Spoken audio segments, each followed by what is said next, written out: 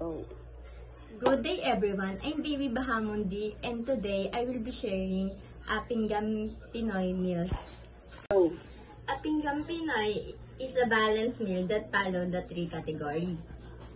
Go foods, grow foods, glow foods that can help us to become healthy and develop a healthy habits. Go.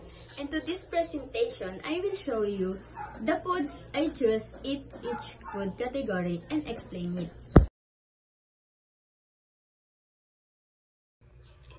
For the go foods, I choose rice because rice is a staple food that's classified as a go food because it's rich in carbohydrates which provide energy for the body.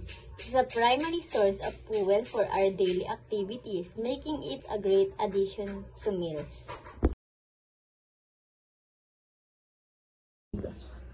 For the grow foods, I choose Nilagang Baboy. It's classified as a grow food because it's rich in protein which help build and repair body tissues.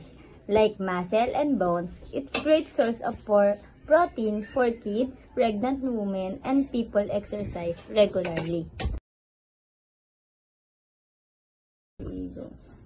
For the glow foods, I choose grapes and orange.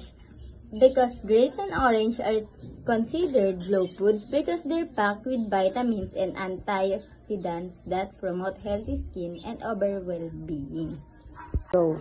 Pingam Pinoy promotes healthy eating habits, encourage people to eat locally sourced, nutrients-dense food like fruits, veggies, and lean proteins. Go. And that's all for my Pingam Pinoy meals. Thank you.